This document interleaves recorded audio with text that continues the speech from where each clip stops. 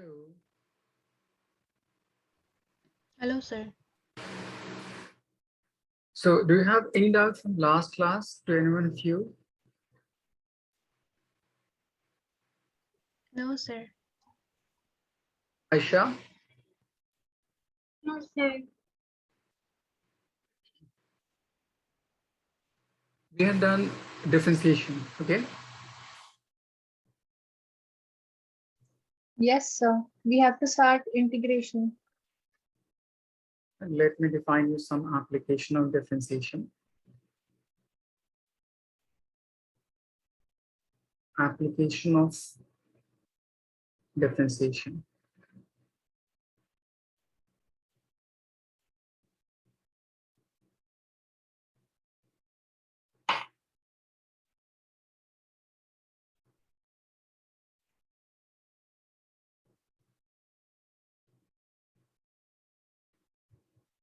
We have mainly 5 different application of this differentiation. First, it tells you equation of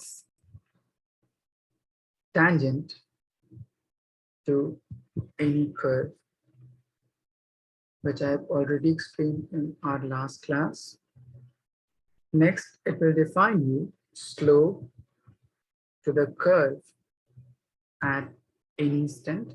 It means dy over dx will define you nothing but tan theta.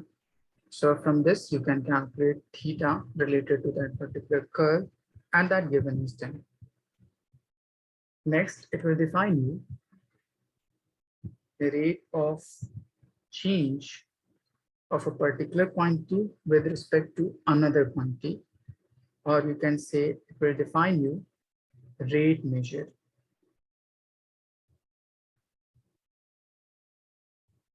Next, it will define you to calculate maxima or minima of a particular function.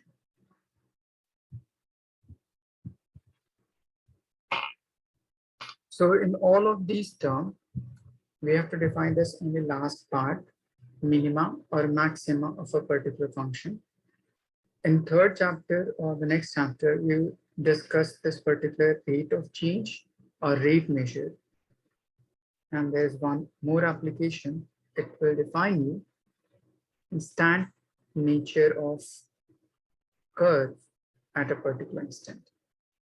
This whole term we'll discuss in next chapter, but till we have to define this particular part, maxima and minima. Okay. Yes. Okay. So next, I'm defining you these property. First of all, write it down. These are some application of differentiation.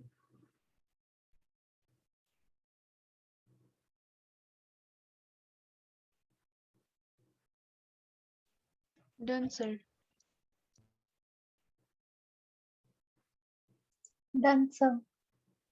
Done, Just sir. just 1 minute.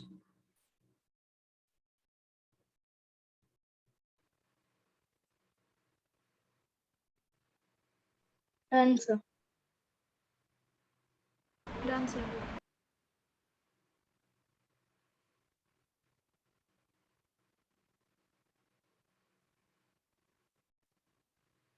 Now, if you have to define slope of a particular curve,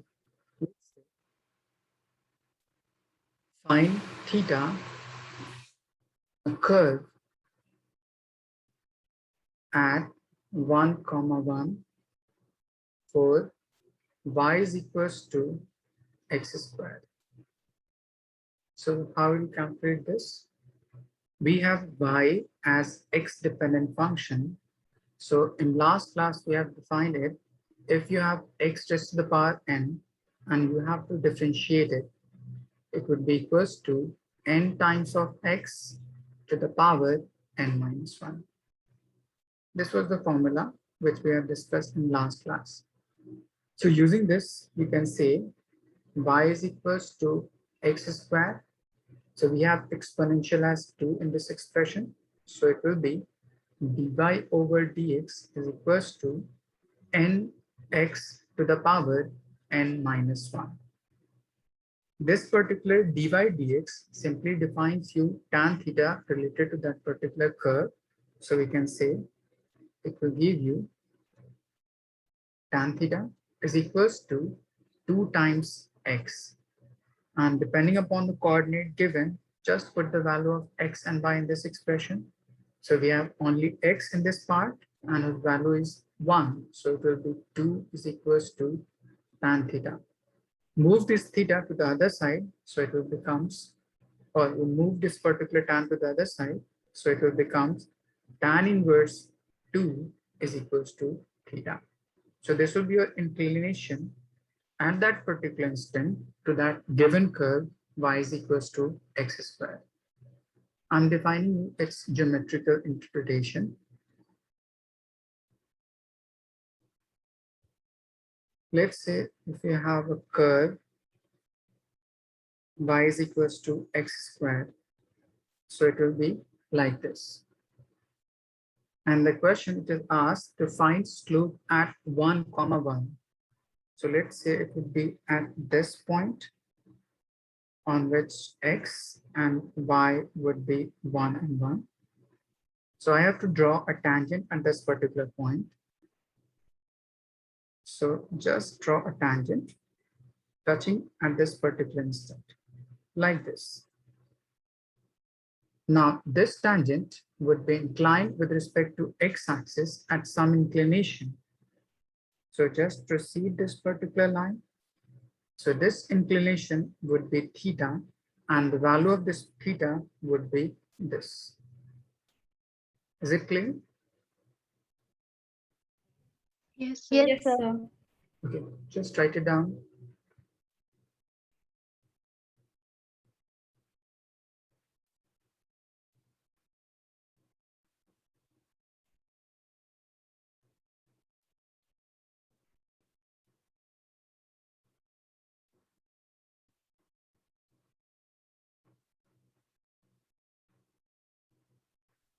Done, sir.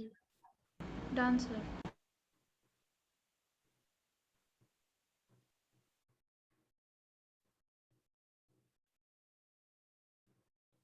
Ikra, Done, sir. Done, sir. okay. The next application is to define a rate of change or rate measure. Let's say if there would be a question,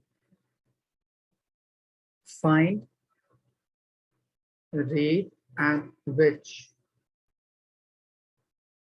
volume of balloon filled with air is changing with respect to R, and R is equals to 2 centimeters.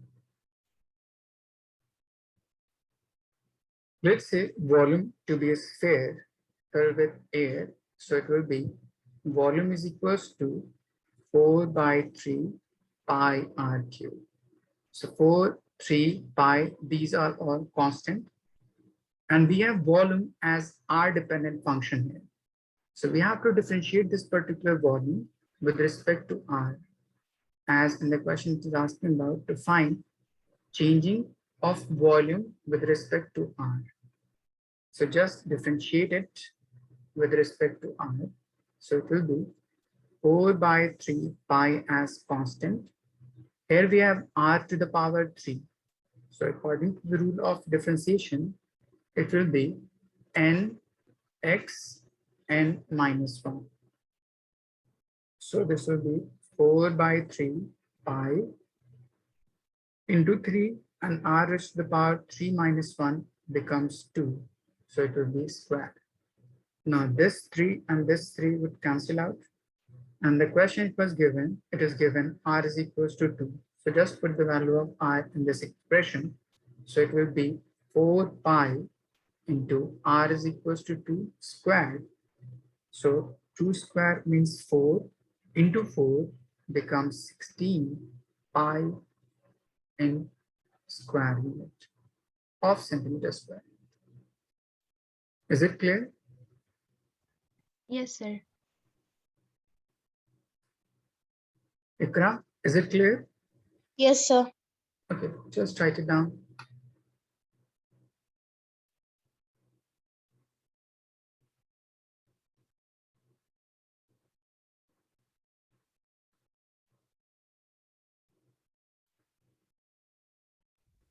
Done, sir.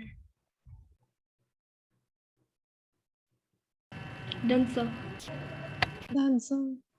Okay, just a minute.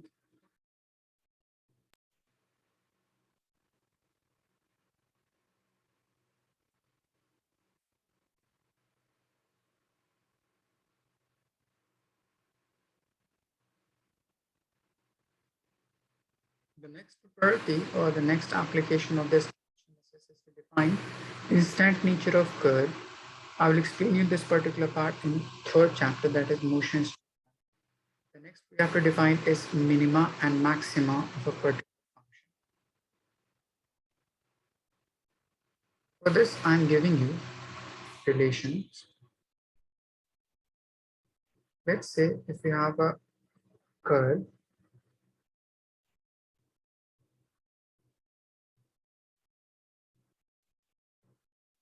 like this. I have just supposed this. So this is your y, which may be written as fx, means function of x or x dependent relationship. And this will be your x. So depending upon this particular y or fx, if you differentiate this particular part, d over dx of this particular fx, sometimes it would be represented by f dash x, or we may call it as first differentiation or first derivative.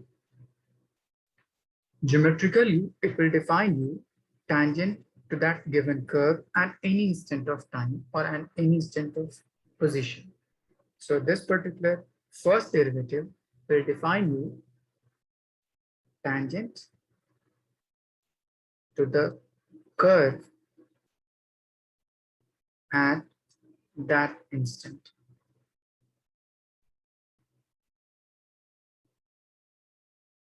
So if I draw a tangent to this particular curve, let's say I have drawn tangent at its highest point and at lowest point. I will define it later. I have just drawn at highest and lowest point. Now, since this particular d or differentiation of this particular function will define you tangent, and it also defines you nothing but inclination of that curve or that tangent with respect to x-axis. So this will again be equals to tan theta. Now, if I draw this particular tangent at its highest point, let's say at this particular instant, and at lowest point at this instant. Ikra, can you tell me the inclination of this particular line with respect to x-axis?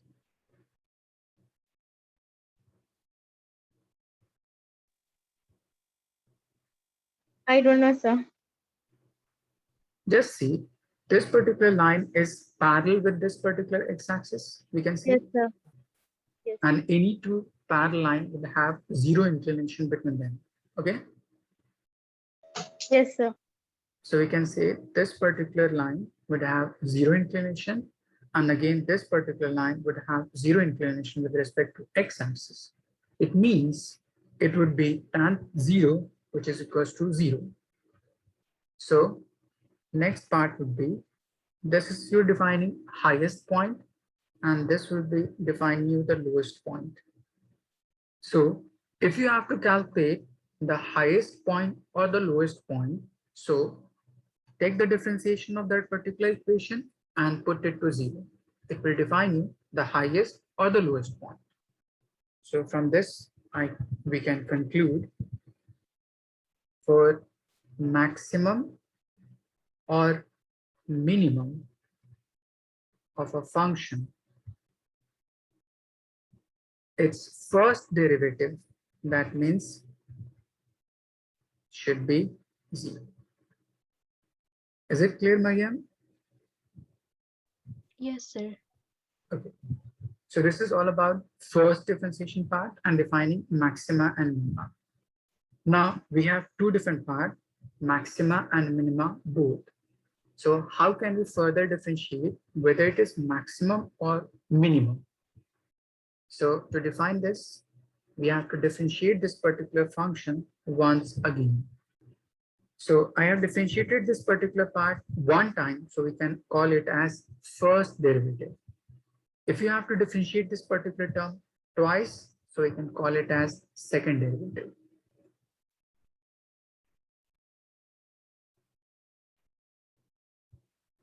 Second derivative means differentiate the already differentiated part, that is d of f over dx. Now this d and this d would becomes d2 of function divided by dx and dx would becomes dx squared. So this is called second differentiation of the function fx, or we can simply write it as f double dash x. Now what this particular second derivative simply geometrically defines you. It tells you tangent to the next point after f dash x, or which we have obtained from first derivative. So second derivative simply defines you the tangent next to the first derivative, which we have already drawn at this highest point or the lowest point. So from this, if you draw a tangent next to this particular previous one, so it would be like this. And if you draw tangent next to the previous part, so it would be like this. Is it clear? Yes, sir. Yes, sir. So second derivative simply sir. tells you tangent next to f dash x.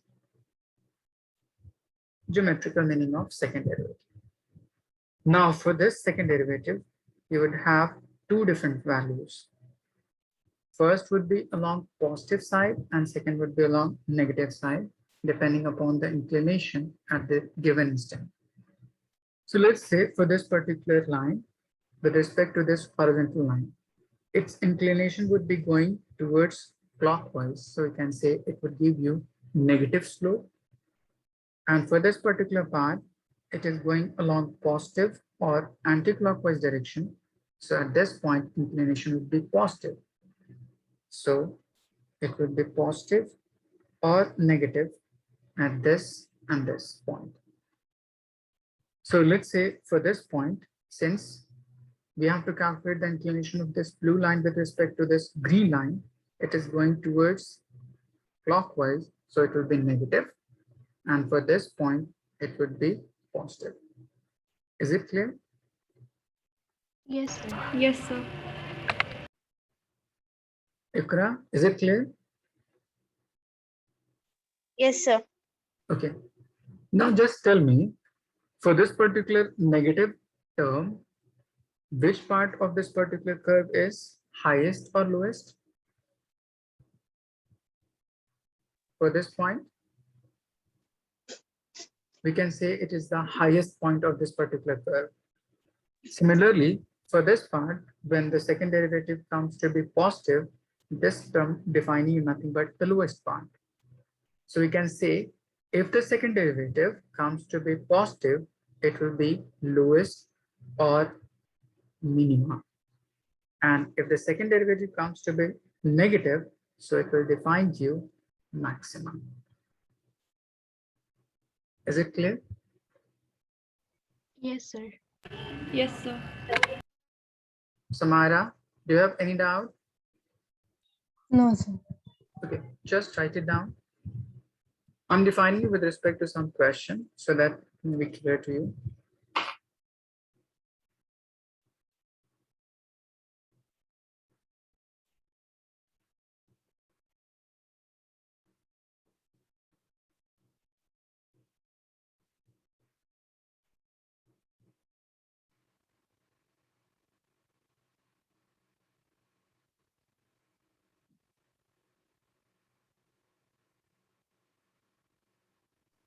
Done, sir. Done, sir. Done, sir. Done, sir. Done, sir.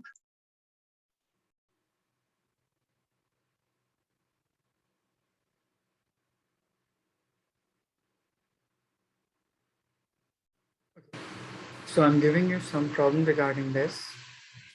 You have y is equals to minus x squared. Find whether y would be minimum or maximum on this problem. Let's say it would be 8 plus this part.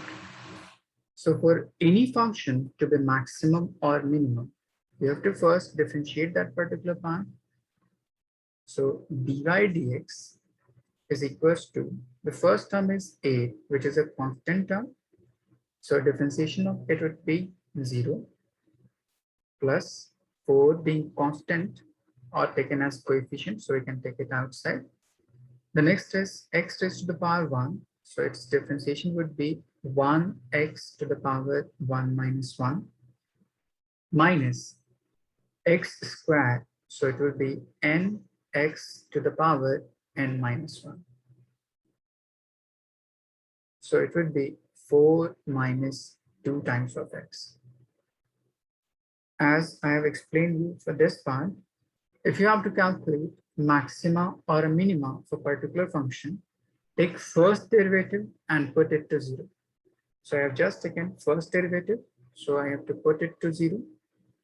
So from this you can solve and you get x is equals to 2. This particular value 2 would be maximum or minimum. I will define you later. So now to define this particular y to be maximum or minimum, we have to take derivative once more.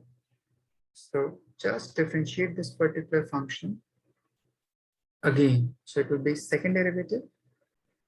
Since this part is 4, which is a constant term, so its differentiation would be 0 minus 2 is coefficient, so take it outside. X raised to the power 1, so it would be 1 x to the power 1 minus 1. So it will comes out to be 2 into x to the power 0, which is equals to 1. So this will be your final result. So beta, is this particular second derivative is negative or positive? It's negative, sir. So if your second derivative is going to be negative, what it concludes about the function, whether it would be maximum or minimum? It's maximum. Good. So we can say your value of y would be maximum at this particular value of x. So from this we can conclude y maximum is equals to 8 plus 4 times x is equals to 2 minus x squared means 2 squared. So it will be 8 plus 4 to the 8 minus 2 to the 4. 8 plus 6, 16 minus 4, it would be just 12. Is it clear? Yes, sir. Yes, sir. I'm defining with this particular equation on the basis of graph, what's actually defining. If you plot this particular graph, it would be like this.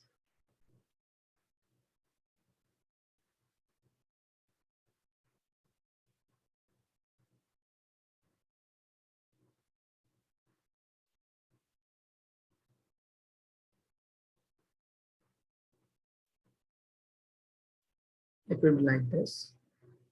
And from this, if you calculate, here we have y and here we have x.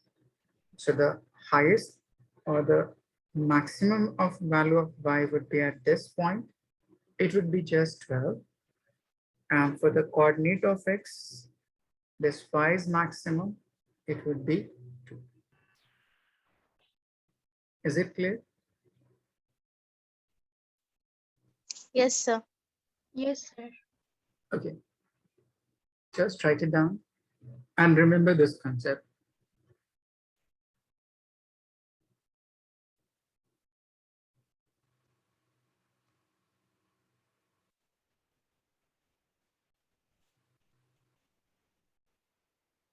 Done, sir.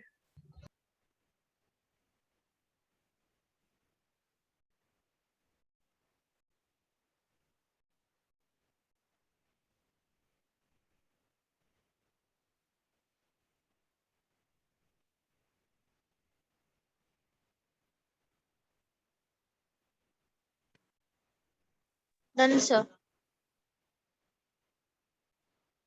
Done, sir. Done, sir. So we have just finished this whole part of differentiation.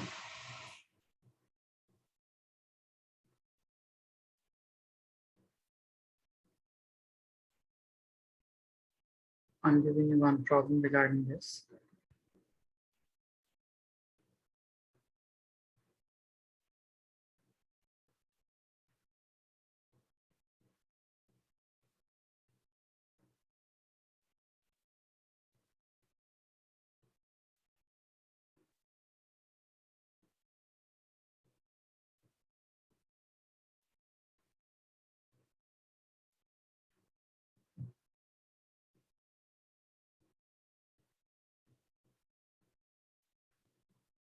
Try to find whether the value of y would be maximum or minimum according to this equation.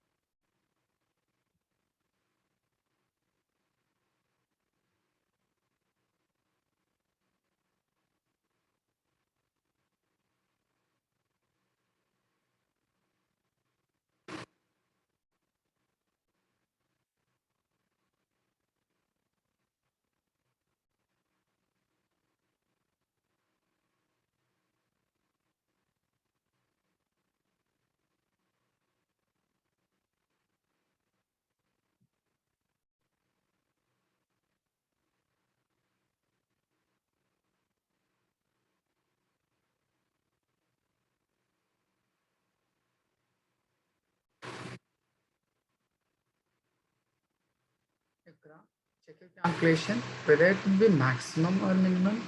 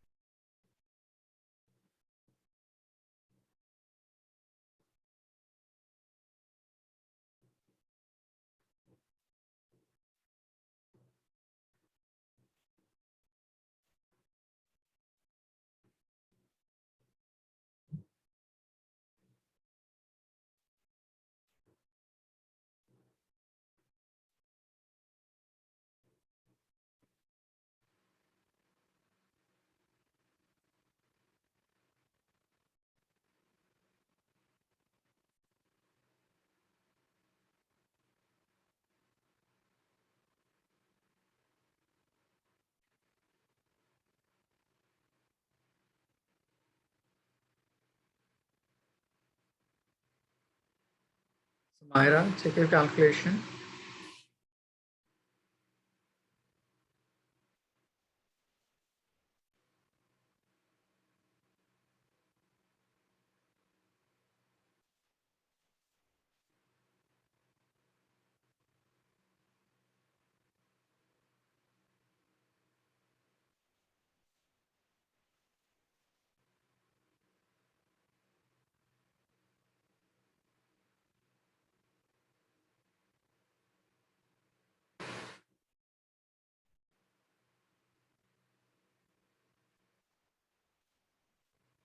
Ishita, have you done?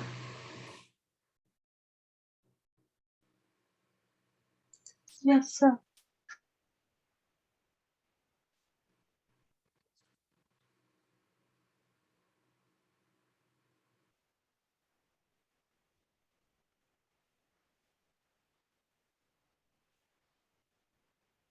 Just see.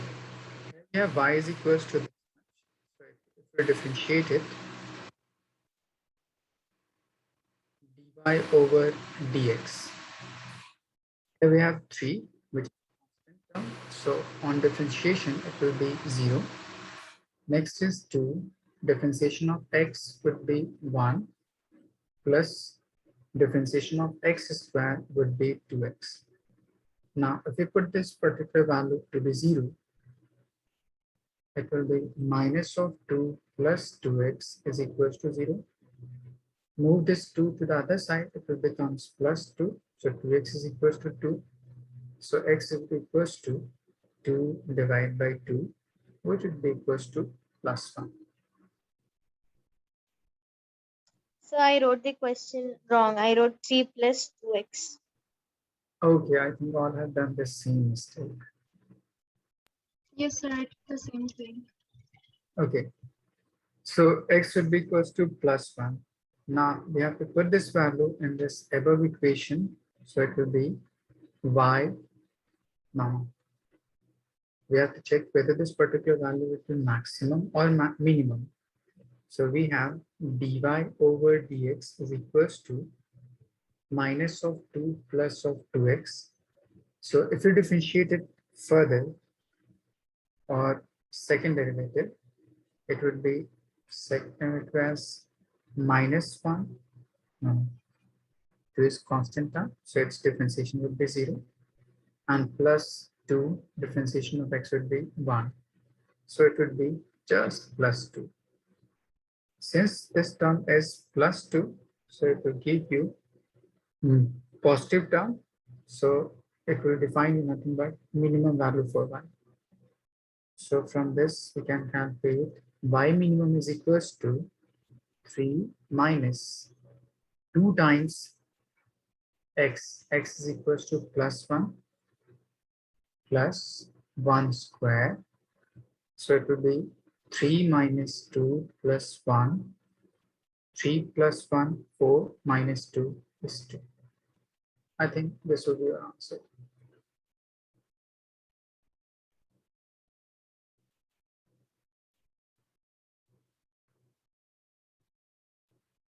But if you have taken y is equals to 3 plus 2x plus x squared on differentiation, it will give you 0 plus 2 plus 2 times of x, put it to 0, you will get x is equals to minus 1. In second derivative, it will give you 0 plus 2, which is positive, so it will give you minimum value. So y minimum is equals to 3 plus 2 times x, which is minus 1, plus minus x squared. So it will be 3 minus 2 plus 1, 4 minus 2. It will again give you 2. Yes, sir. Is it clear, Yusra? Yes, sir. Okay.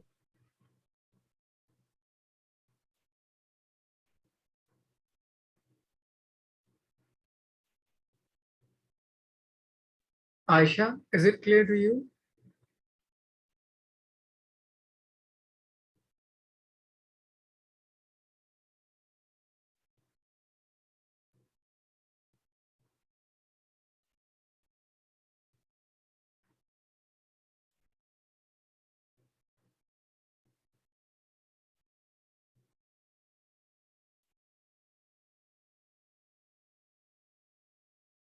Have you all done to this Yes, part? yes, Okay. Yes, sir.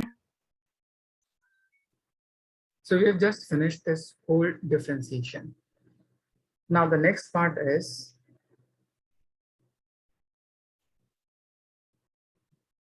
integration. Integration is nothing but a reverse process of differentiation. So we can say it is a reverse process of differentiation.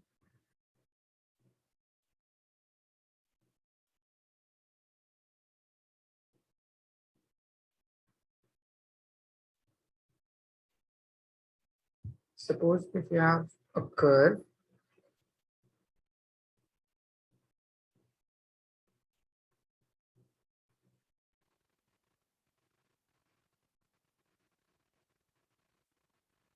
like this.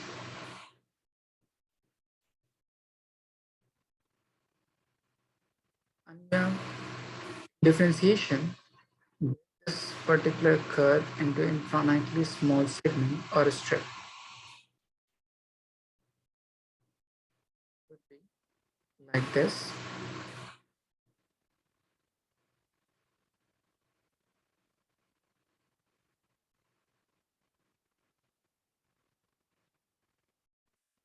Like this.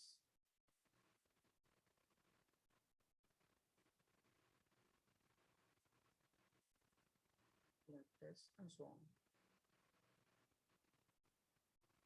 So if I sum up this small strip from one point to other, it will define you the total amount of this particular curve. So integration is nothing but to sum up to obtain total or actual value.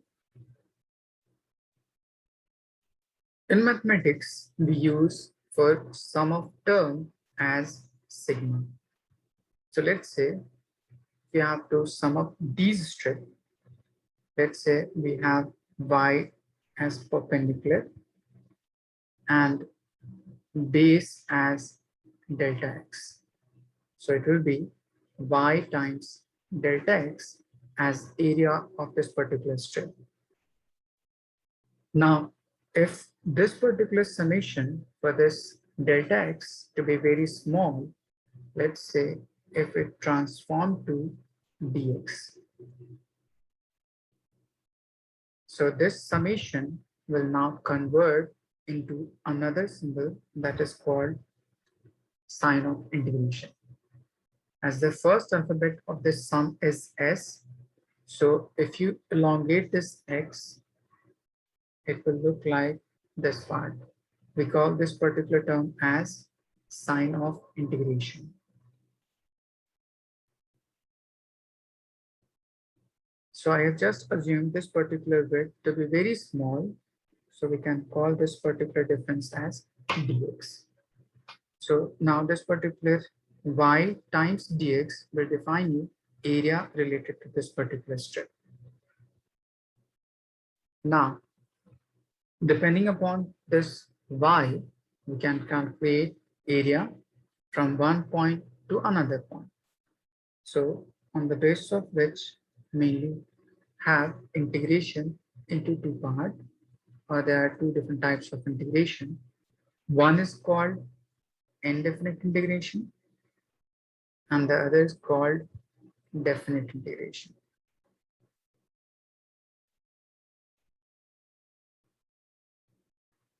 Indefinite means if there is no limit of calculation of this particular area, from which point to which point we have to calculate. Let's say this particular graph will extend to this part and this will extend to this part. So it will define you indefinite integration. So we can say if there is no limit of calculation, so it will look like y times dx. But if there is some limitation, in between we have to calculate values like from this point to this point. let's say this particular value to be A and this particular value to be B. So we can call this particular term as lower limit or initial value, and this particular term as upper limit or final value. So we have to solve the area of this particular strip from this point to this point. So this type of integration is called definite integration, in which there is limit bounded. So it will be represented as integration y times dx starting from A to the final point B. Is it clear to everyone till this part? Yes, sir. Aisha, is it clear to you? So can you explain definite integration? Okay. We mainly divide this particular integration on the basis of limit from which point to which point we have to calculate the area. So we have two different types of integration. First is indefinite, in which there is no limit bounded. And the second is definite integration, in which there is limit bounded. From this point to this point, we have to calculate the area of this particular string. Okay. So from the starting point, we call this particular term as lower limit, and the final point we call it as upper limit. So we have to calculate area from this point to this point only. So this type of integration is called definite integration. I will define you how we can perform this type of integration. Okay. Is it clear to everyone? Yes, sir. Okay, just write it down.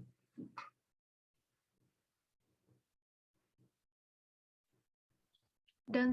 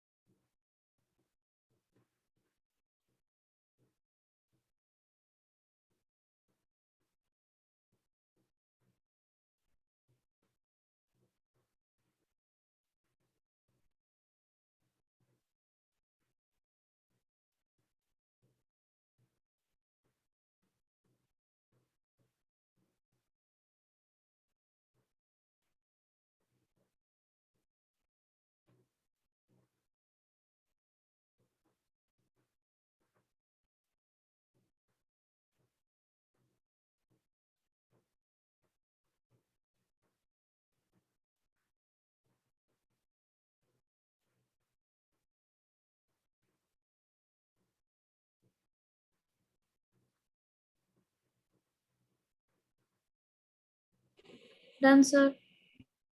Done, sir.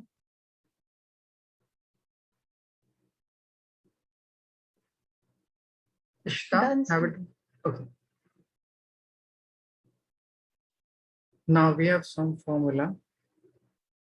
First, if you have integration x to the power n with respect to dx, it will be equals to increase the exponential by 1 and divide it by same term.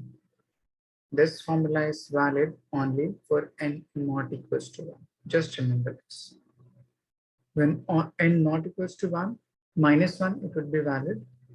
But if it would be 1 over x or n is equals to minus 1, this would be give you nothing but log of x. Similarly, e raised to the power x would be remain same. And last, differentiation of sin x would be minus of cos x, and integration of cos x would be plus sin x.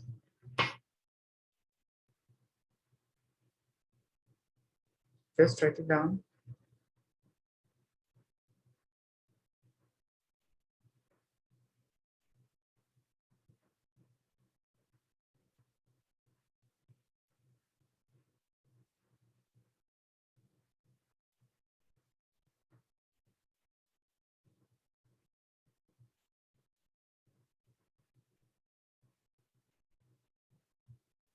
Done, sir.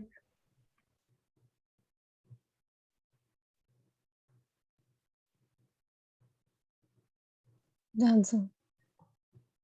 Done, sir. Done, sir.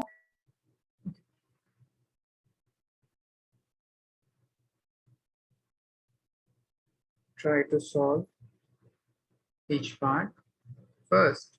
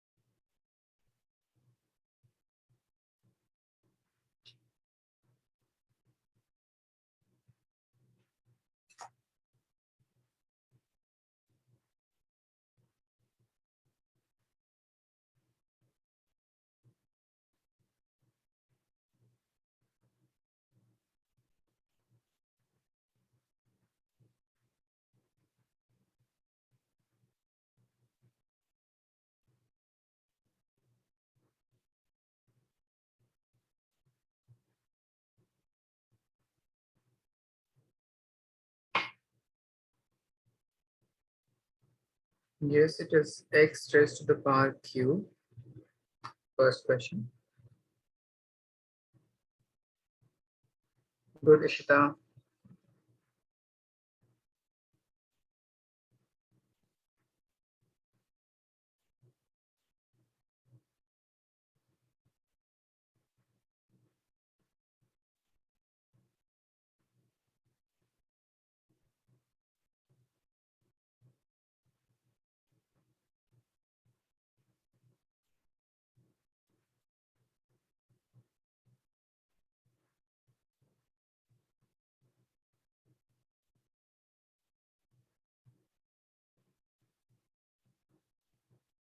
Good, Samaira.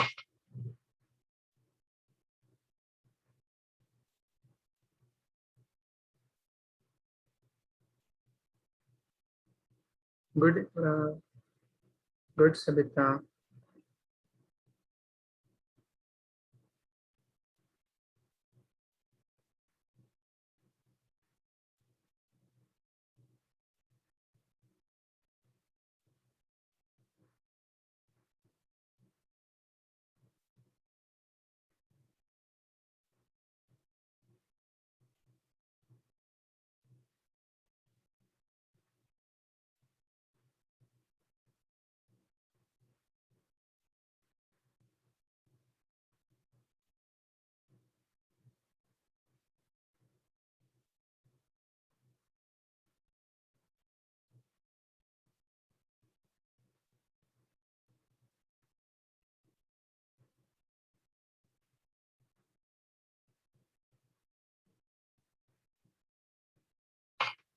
Good, Samara.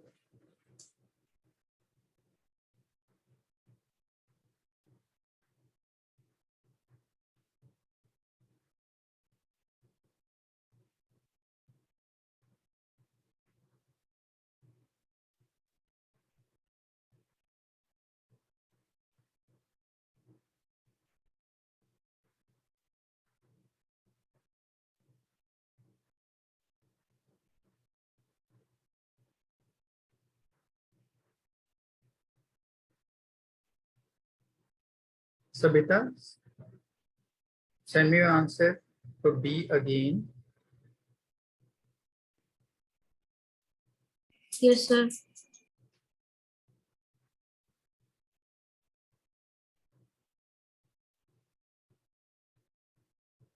Good, Ishita.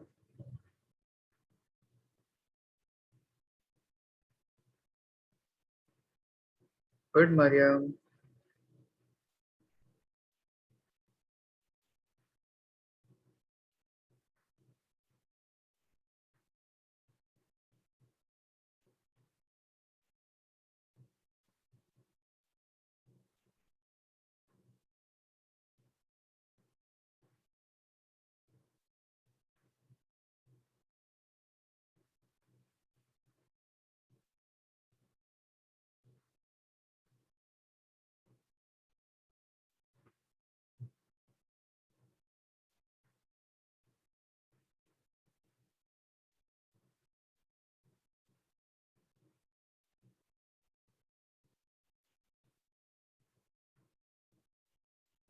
Sabita, check your calculation.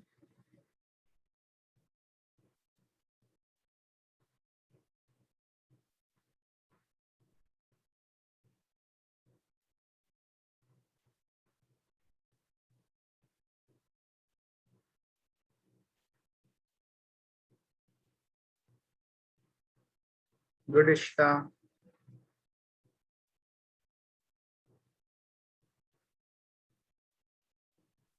So can you show how to solve B? Okay, I'm defining.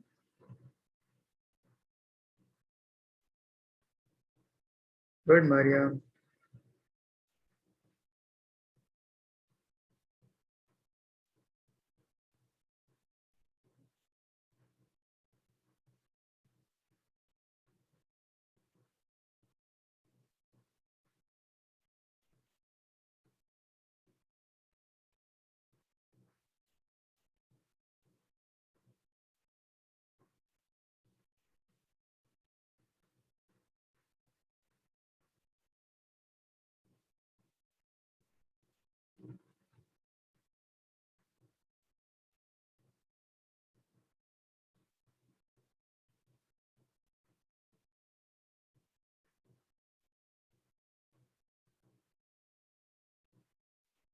In second part, that is B, we have under root of x. So we can write an exponential form as half times dx. Okay, Priya?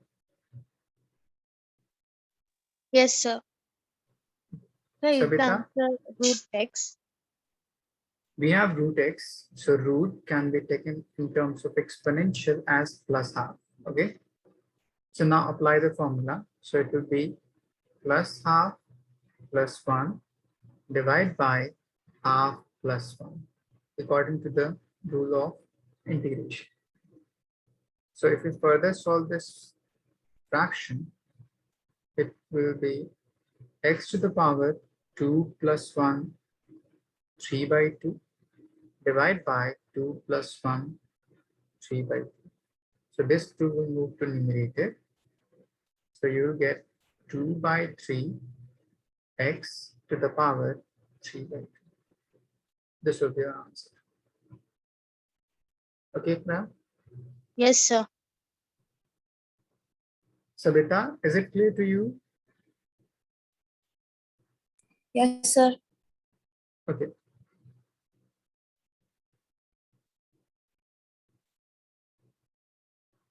Similarly, if you solve for this particular C part, we have 1 over x squared. So first of all, you have to move this denominator into numerator. So it will become x to the power minus 2 integration dx. Now apply the formula. So it will become x to the power minus 2 plus 1 divided by minus 2 plus 1. On solving, you will get x to the power minus 1 divided by minus 1. So it will be x to the power minus 1 divided by minus 1. So it will be minus of 1 over x. Okay, Savita? Okay, sir. For question D, we can write it as 5 is a constant term, so we can take it outside. So it will be 5 times integration dx.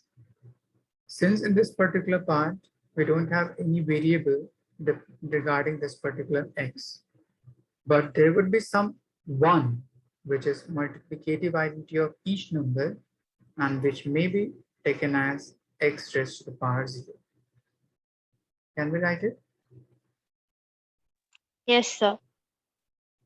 So now formula, on application of formula for this part, it would be x raised to the power 0 plus 1 divided by 0 plus 1.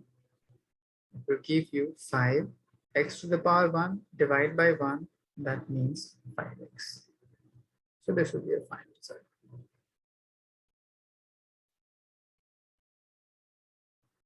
Is it clear to you? Sabita? Yes, sir. It is clear. Okay.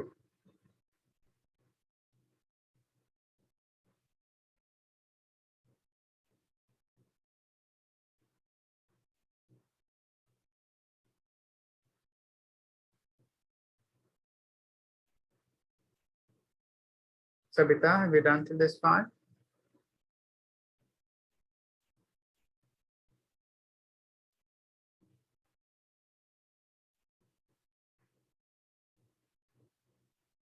Which part? This whole part, have you written? Yes, sir. Similarly, if you have for sum or difference of any two different functions, if you have to integrate it, it simply tells you to integrate each term individually. There is no dependence of one function over the other. Like suppose if you have to integrate x squared plus 4x minus 2 times dx. So first you expand this particular term using dx, so we can write it as x squared dx, first part, plus 4 being constant or coefficient, take it outside.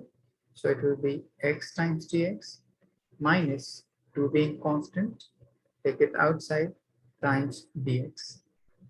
Since we haven't any x in this particular part, there would be some 1, or we may write 1 as x raised to the power 0. Now on applying formula, it will be x raised to the power 2 plus 1 divided by 2 plus 1 plus 4. Here we have x raised to the power 1, so it will be 1 plus 1 divide by 1 plus 1 minus 2 times x raised to the power 0 plus 1 divided by 0 plus 1. So your final result would be x cube divided by 3 plus 4 x square divided by 2 minus of 2 times of x. Or this 2 and 4 would cancel out to give you x cube over 3 plus 2 times of x squared minus 2 times of x. Is it clear to everyone? Yes, sir. Yes, sir. Yes, sir. Yes, sir. Yes, sir. Okay. Now, depending upon this, I'm giving you some problem. Solve. First is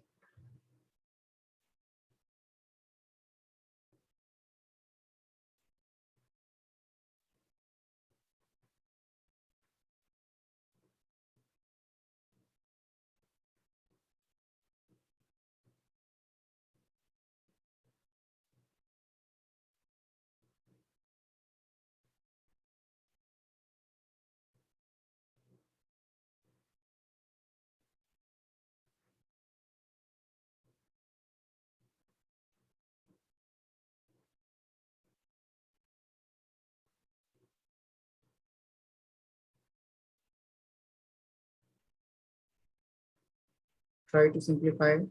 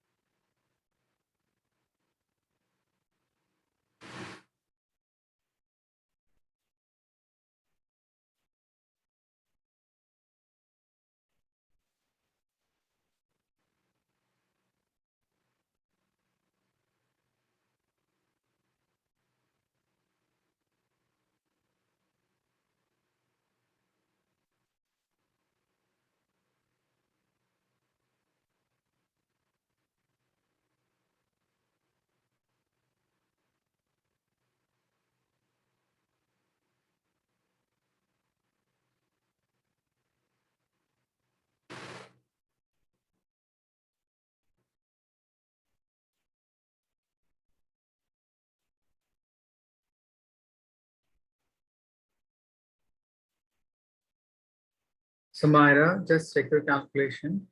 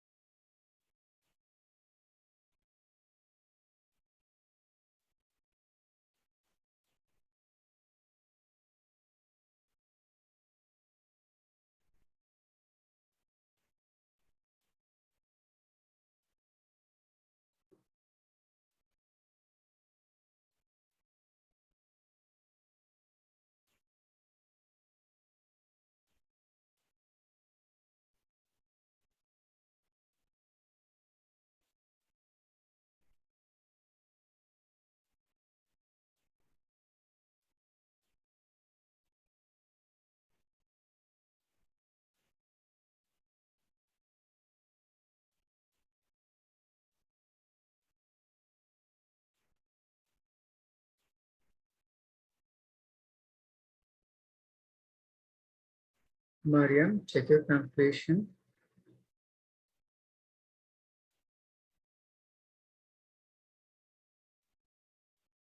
In first question, we have x minus 2 whole raised to the power 2. So first of all, expand this using identity a minus b whole square and then apply integration rule. Okay. Yes, sir.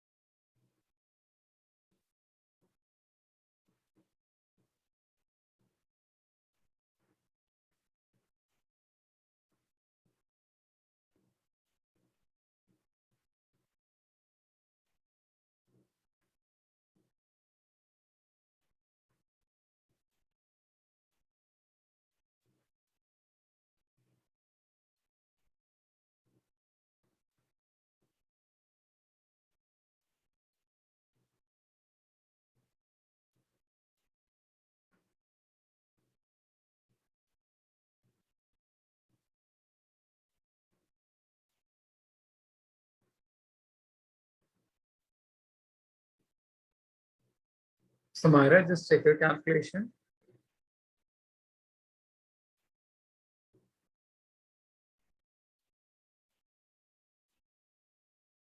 On expanding this, you'll get 3 terms.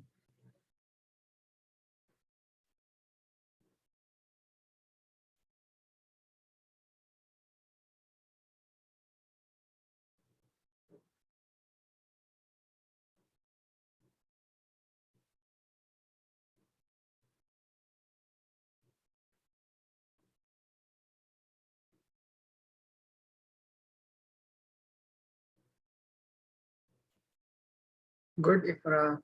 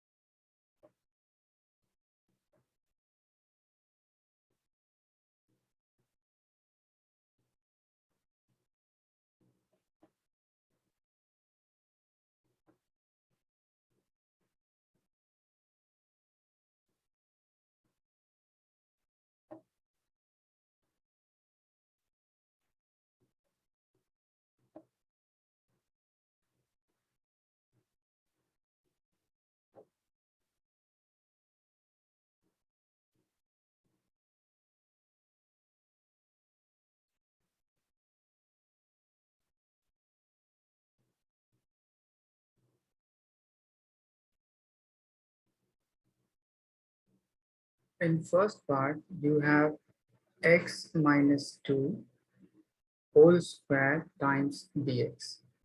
So first of all, you have to expand using this exponential.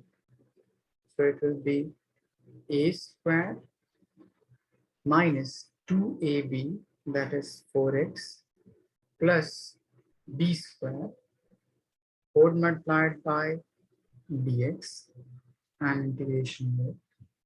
So it will become x square dx minus 4 times x dx and 4 times dx x raised to the power 0. Now apply the formula.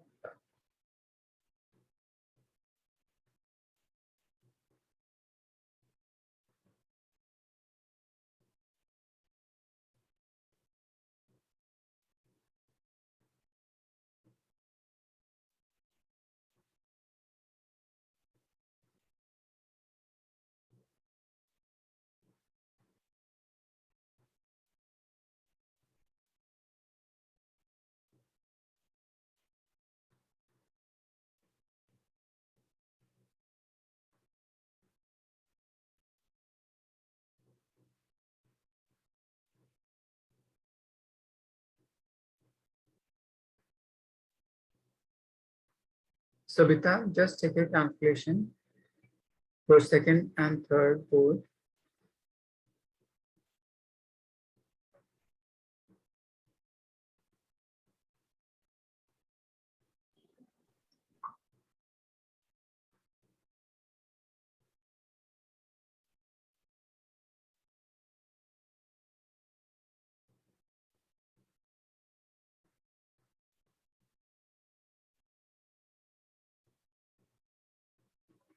Good, Samira.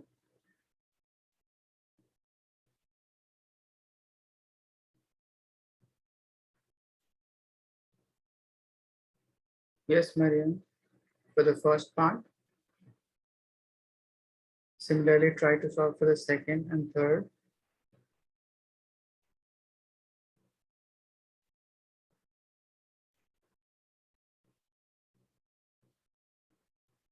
So on solving it, you will get x raised to the power q divided by 3 minus x square over 2, and here it is 4. So on simplifying, it will become 2x square plus 4x.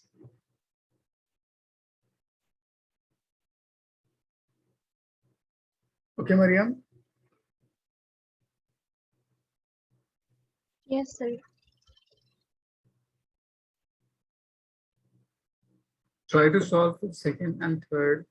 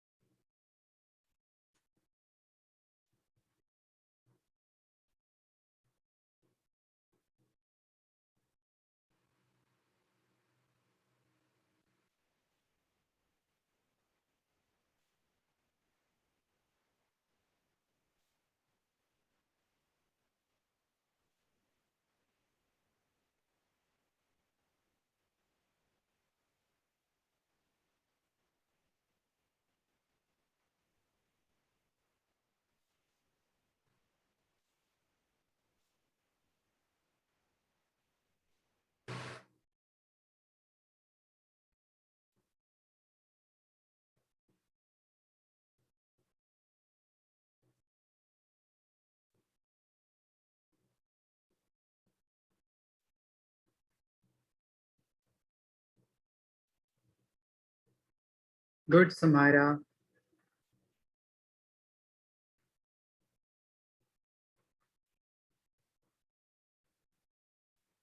Good, Ishita.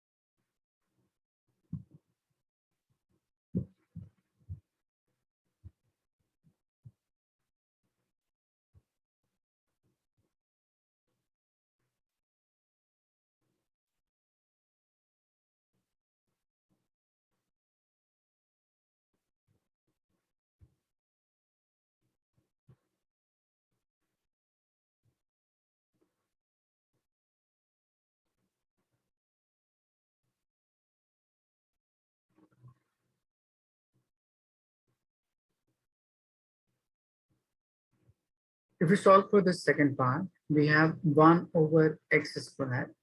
So move that x squared to numerator. So it will become x raised to the power minus 2 times dx integration minus. If you move this x to the numerator, it will become minus 1. I have explained you in term of integration, when n is equals to minus 1, this formula won't be applicable. For those term 1 over x dx, it will give you just log x. Okay, Sabita? So keep Okay, it sir. as it is. Now apply the formula.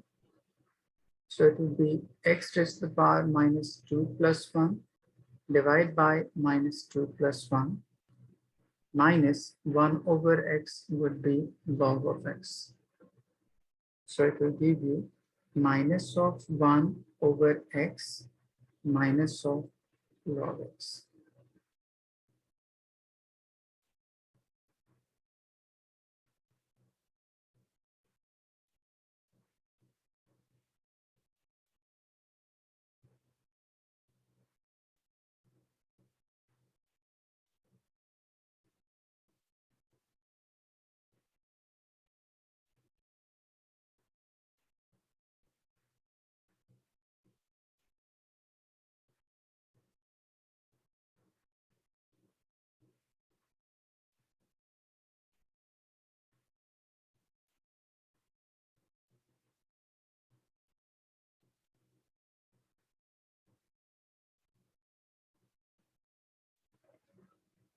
Samara, I think you have written wrongly.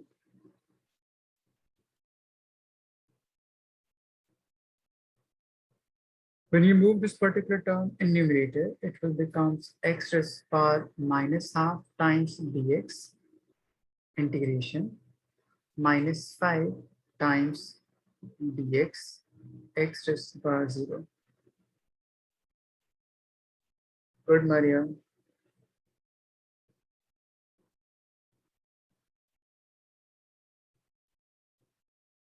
Samara, your answer is correct, but you have sent me wrong answer. If you apply formula over it, so it will be x raised to the power minus 1 by 2 plus 1 divided by minus 1 by 2 plus 1 minus 5 x raised to the power 0 plus 1 over 0 plus 1.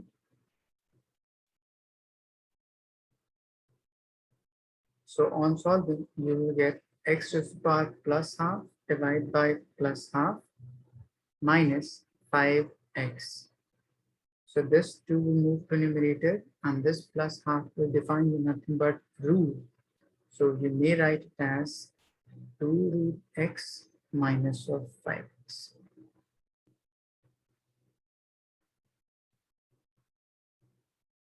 Is it clear to everyone? Yes, sir. Yes, sir. Yes, sir. Yes, sir. Okay, so this is all about indefinite integration. So have you all written till this part? Sabita? Yes, sir. Yes, sir. 1 minute, sir.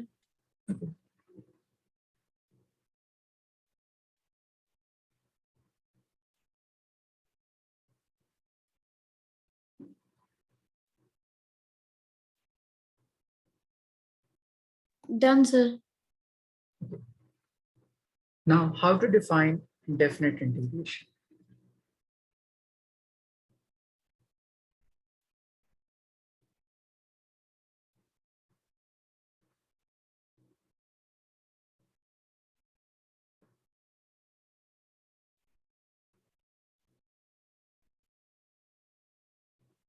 Let's say your curve is extending from this point to this point, but you have to calculate area from this point to this point only. So on integration, if you put value of lower limit a, it will define you area from origin to this point. like this. Now, if you put area to or limit to be b, it will define you area from origin to this part. But I have to calculate area between A and B only. So what will I do? Just subtract these two different values. So A will define area from this point to this point. B will define area from this point to this point. If you have to calculate this particular area, let's say this portion. So just subtract this value into this value. That's why if you have a function fx times dx and limit extending from a to b, on integration, let's say it will give you capital X extending from b a. Put the value of x to be b as upper limit. Similarly, put the value of x to be a as lower limit. So this FB will define area from this point to this point. Similarly, this FA will define area from this point to this point. Now take subtraction in between so that you will get area of this segment. Is it clear? Yes, sir. Now I'm defining you on some problem. Let's say if you have 2x minus 3 dx integration from 1 to 2. So integrate this particular function as we did in the last part. So it will be 2 times of x dx integration minus 3 times of dx. So here we have x raised to the power 1. So on integration, it will becomes x squared by 2 minus 3. Dx will be integrated to give you just x. Now put the limit from 1 to 2, from 1 to 2. This 2 and this 2 would cancel. Now we have to apply the values on upper limit and lower limit. In first part, we have x squared and upper limit is 2. So put the value of x to be 2 as upper limit and squared it. If you put value to be 1, so it will be 1 squared and there will be negative sign in between. So this will give you about the first part. Similarly, for the second part, we have 3 as coefficient, put it outside, put the value of x as 2, so it will be 2 raised to the power 1 minus lower limit raised to the power 1. 2 square is 4, 1 square is 1, minus 3 times 2 minus 1, 1. So 4 minus 1 would be 3 minus 3. 3 minus 3 would give you 0. So this will be your final answer for this particular whole part. Is it clear? Yes, sir.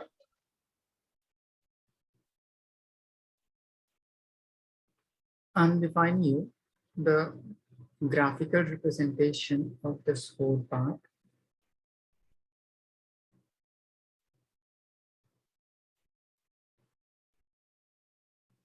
We have 2x minus 3. It means this particular curve must be cutting y-axis at minus 3 and having slope as 2. So it will be like this way. Now integration simply defines you area under the graph. So if you calculate area for this particular graph, this will be your negative part. So it will give you negative area. And this is your positive graph. So it will be positive area. So on summing up these two terms, you will get 0. That's why Our answer is 0. Is it clear, Mariam? Yes, sir. Just write it down.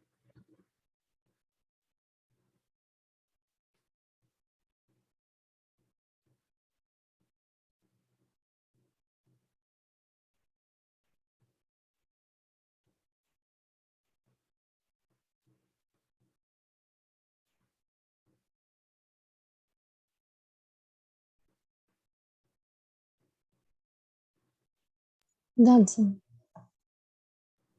Done, sir. Done, sir.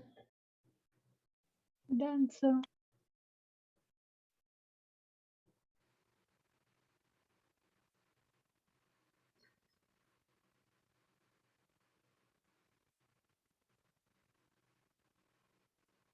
Try to solve using the same concept.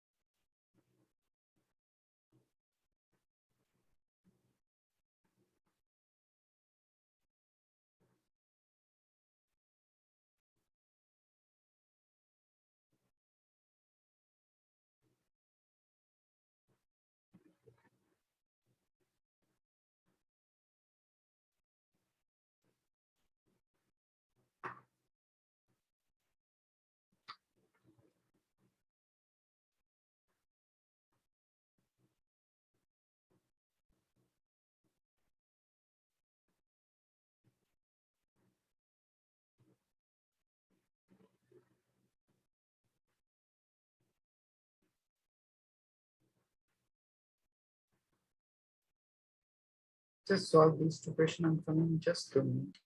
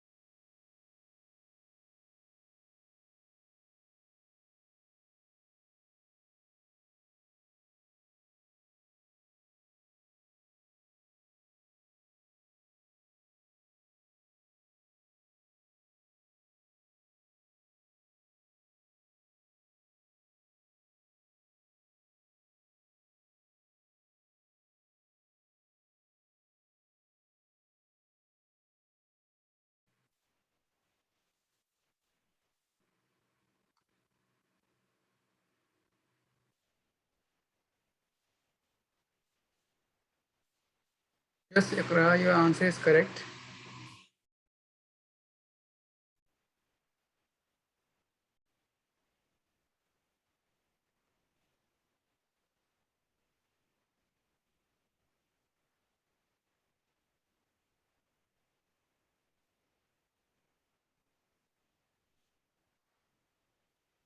Second part, we have sine of x. And I have defined you the integration of sine is minus of cos x. Now, put the value of this part. Try to solve again.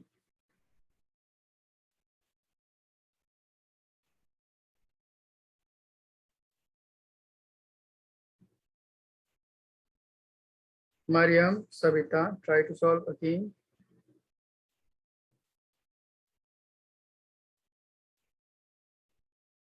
Yes, Ishita, just put the limit.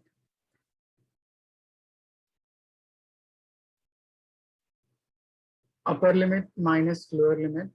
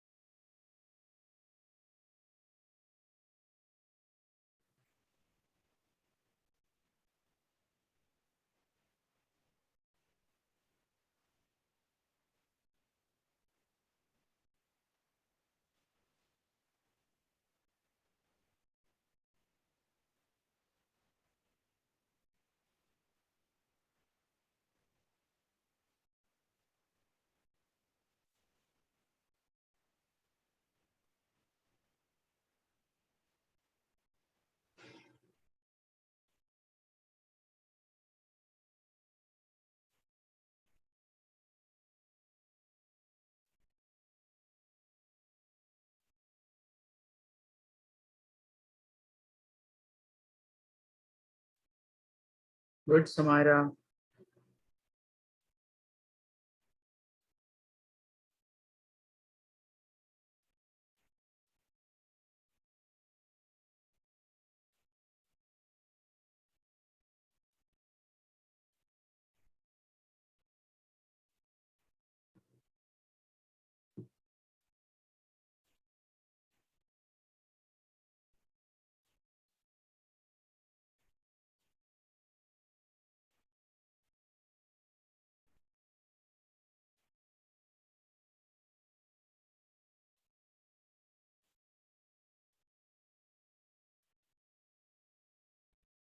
In this first part, if you integrate it, we have 1 over 2 as coefficient.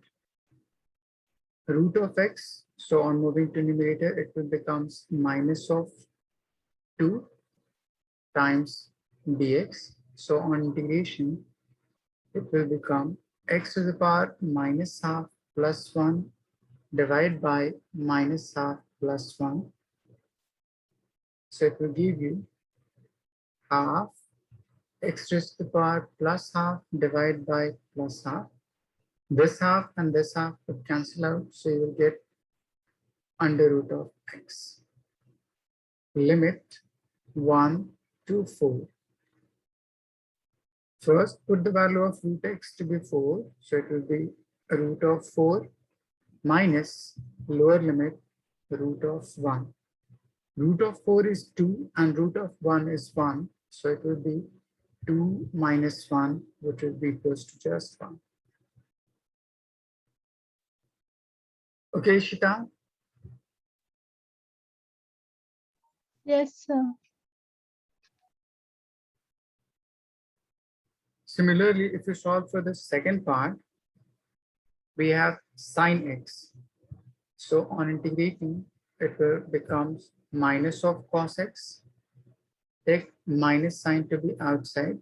Now put the limit. So it will become minus cos pi minus cos 0. Cos pi is nothing but minus 1. So it will be minus 1 minus cos 0 is 1. So minus 1 minus 2, and here we have negative sign in front of it. So total, it will give you just 2. Is it clear? Yes, sir. Similarly, if you solve for this part, 3 times x squared. So on integrating, it will become x cubed by 3 plus 2 x raised to the power 1. So on integration, it will become x squared by 2 minus 4 dx. On integration, it will become x. This 2 and this 2 would cancel out. This 3 and this 3 would cancel out.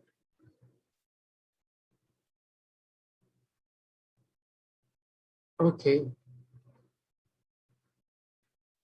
I have defined you in trigonometry if you have to solve for any value. Let's say cos pi. We can write it as cos of 1 degree. Okay, Clara?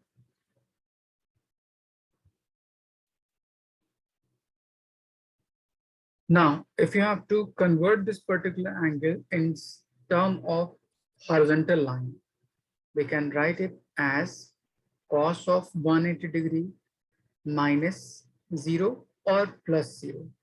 You can write it.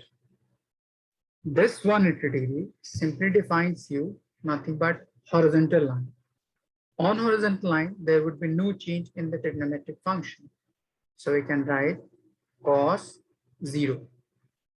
This particular negative sign tells you to move in second quadrant or third quadrant depending upon plus or minus. So whether it will take plus sign or you will take minus sign, you will either move to third quadrant or second quadrant.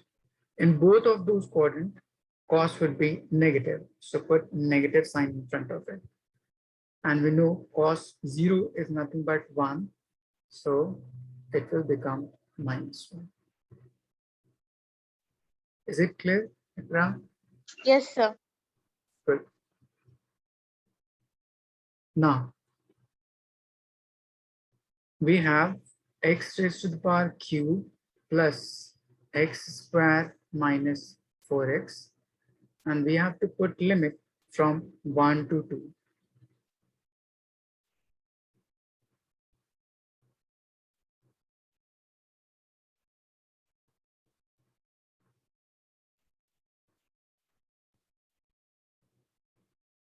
So it will be x to the power cube, put upper limit to be 2 to the power cube minus lower limit to be 1 to the power cube for the first part, plus here we have x squared, put upper limit to be 2, so it will be 2 squared, lower limit to be 1 squared and negative sign in between,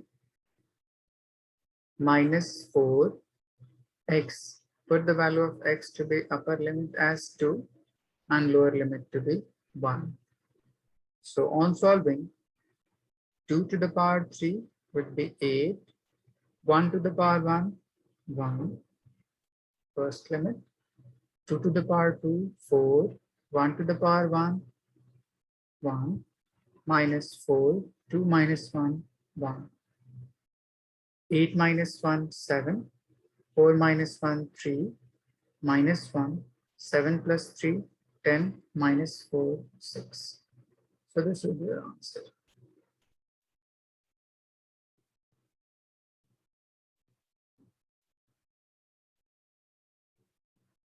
Is it clear to everyone?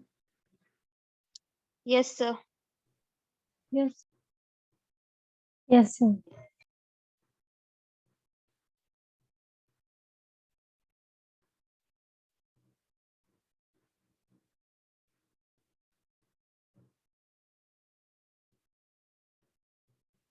Done, sir. Sabita, have you done? 1 minute, sir. Done, sir.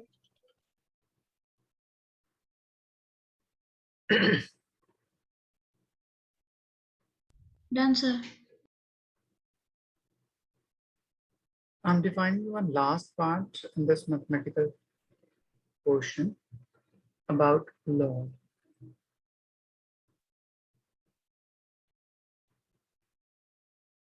If you have a to the power x is equals to n. Suppose if you have 2 raised to the power 3 is equals to 8. 5 raised to the power 2 is equals to 25. Similarly, if I have a to be any constant number and raised to the power x so that it will give you some specific number n. As for 2 raised to the power 3 is 8. Similarly, I have written this one. So if I have to define this exponential with respect to this base and this particular number, like you must have learned exponential in class 8 or 9th. If there would be a question, let's say 2 raised to the power x minus 2 is equals to 8. And you have to ask or you have to solve for this particular expression to find x. So first of all, you have to break this 8 in exponent of 2. So we can write it as 2 raised to the power 3 and 2 raised to the power x minus 2. Since the base on either side are equal, so we can say their exponential will also be equal. Move this minus 2 to the other side, so it will becomes x is equals to 5. Like this, we have calculated in those classes.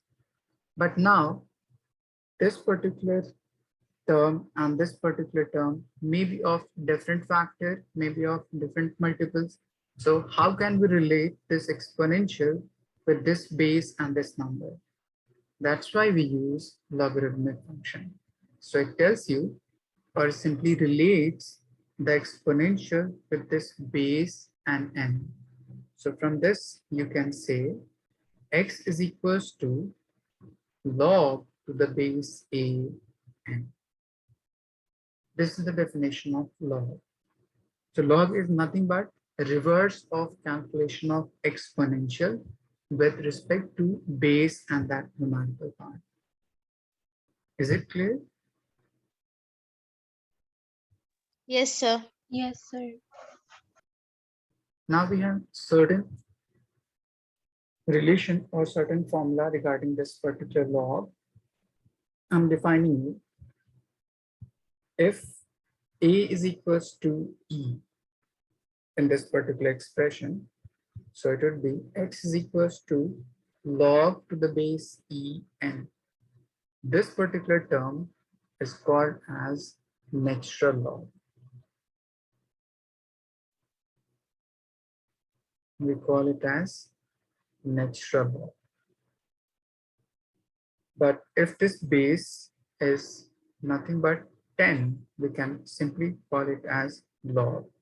Or it would be other than e, we can call it as log. If the base is e, we can call it as natural log. Now we have certain property of this log. First, if x raised to the power n multiplied by x raised to the power n is equals to x raised to the power m plus n. So in terms of log, it would be log m multiplied by n. It will be log m plus log n. I'm defining all log to the base e. That's why I haven't written log to the base e, log to the base. Similarly, if you have x raised to the power n, divide by x to the power n. So it would be x to the power m minus n. So in log, it would be m divided by n. It will be equals to log m minus log n. Now suppose if you have log m and further raised to the power n, so this n will move to the coefficient, so it will become log. And one last term, if you have a log a n, this base and this base are equal, this whole term will give you just n. I'm giving you one conversion. If you have to convert natural log in terms of log to the base 10, just multiply it by 2.303. Is it clear? Yes, sir. Yes, sir. And remember some of the values like ln2 is 0.7, ln3, ln5, just write it down.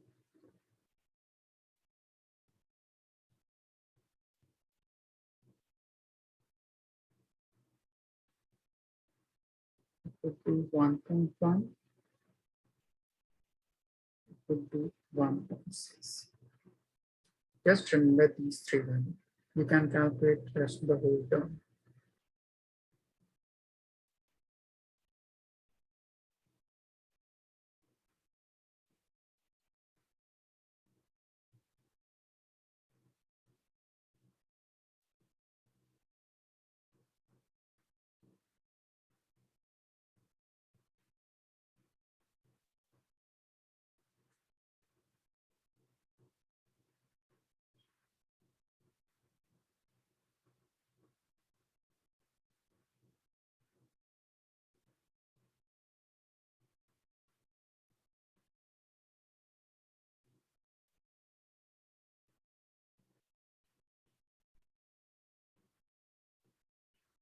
Done, sir.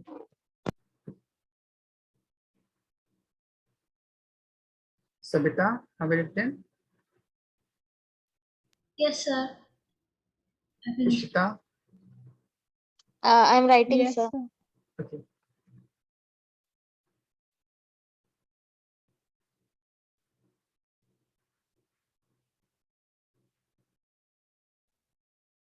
Done, sir. So this is all about your mathematical physics. In next class onward, I will define you third chapter, that is motion straight line. So do you have any doubt from today's class to any of you?